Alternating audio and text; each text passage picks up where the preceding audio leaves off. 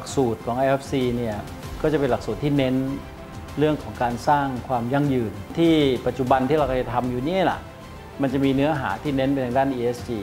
ทำธุรกิจนี้ยังไงก็ต้องใช้ทรัพยากรมนุษย์ทรัพยากรวัตถุดิบถ้าเราไม่ร่วมกันเนี่ยปัจจัยทั้งหลายเนี่ย